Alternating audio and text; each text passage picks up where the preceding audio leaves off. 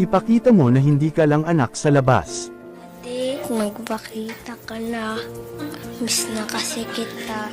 Yan ang sigaw ng nanay ng anak sa labas ni Manny Pacquiao na si Eman Bacosa Pacquiao. May kumalat kasi na video ngayon na makikitang naglalambing yung anak sa labas ni Manny at pansin ng ilan parang awkward dito yung tatay. Marami na din ang nagtatanong na darating kaya ang panahon na maghaharap sa ring ang dalawang anak ni Manny, isang legal na anak at isang anak sa labas, sino kaya ang magwawagi? Meron din ibang nagsasabi na malamig daw ang pakikitungo ni Jinky Pacquiao sa anak sa labas ni Manny. Alamin natin ang buong kwento. Ang anak sa labas na tinutukoy natin ay si Eman Bacosa or Eman Pacquiao. Sa edad na 20, tila may gustong patunayan ang bata na hindi lang siya anak sa labas. Kaya naman nagsusumikap ito at nag-start siya at nagsimula na siya sa kanyang professional boxing career.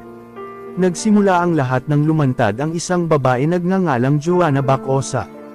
Hindi mo akalain kasi naka-love affair pala ito ni Manny noong 2003 at nagbunga ang kanilang panandalihan pag-iibigan. At ang bunga nito ay walang iba kundi ang illegitimate son na si Eman. Mapatunayan ng tao na anak mo talaga siya. To cut the story short, palaban si mother dahil lumapit pa siya sa media para ipagsigawan ang katotohanan. Ipinakita niya ang mga ebidensya ng pagsasama nila ni Manny. Ito may picture pa nga sila together with the child. Sa huli nagtagumpay si Joanna and yes, finally si Eman ay na-recognize siya ni Manny bilang kanyang anak. So fast forward tayo sa boxing career ni Eman kasi mukhang may pinagmanahan itong si Eman. Manang-mana nito ang lakas ng suntok at pagiging agresibo sa ring mula sa kanyang world champion na tatay. Bilang isang suportado na ama nag-promote si Manny ng boxing show sa General Santos City. At dito isinabak niya ang kanyang anak. Dito na nagsimula ang boxing career ni Eman, noong September 23, 2023 at nakalaban niya si Jomel Kogiamat. At pasabog ang laban na ito kasi kahit na split draw, sobrang solid ng simula na nagpapakita ng malaki ang potential ni Eman. Pero teka, hindi lang yan. Dahil noon December 15, 2023 nakita ang unang malaking tagumpay ni Eman sa ring. Sa laban niya kay Noel Panganto, grabe ang ipinakita niyang lakas at tapang.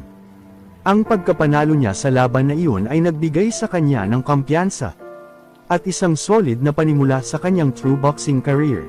Pero ang tunay na highlights noong March 24, 2024 pinabagsak niya si Jake Clyde Langahin sa pamamagitan ng knockout sa unang round pa lang. Wala pang 2 taon sa pro boxing scene. Pero si Eman na ang may pinakamainit na pangalan sa larangan ng boxing ngayon, baka anak ni Manny yan. Marami rin ang nagtatanong na darating kaya ang panahon na maghaharap ang dalawang anak ni Manny Pacquiao na si Eman at si Jimwell sa iisang ring. Paano kaya ito haharapin ni Manny? Sino ang kanyang susuportahan bilang isang ama? This is a kind of comply na ayaw mong harapin. Totoo naman hindi lang basta anak sa labas si Eman Bacosa. Meron din siyang sariling pangalan at achievement na dapat ipagmalaki niya. Kung ikaw ang tatanungin, sino nga ba ang may mas malaking potential na maging next Manny? Si Jimwell ba o si Eman?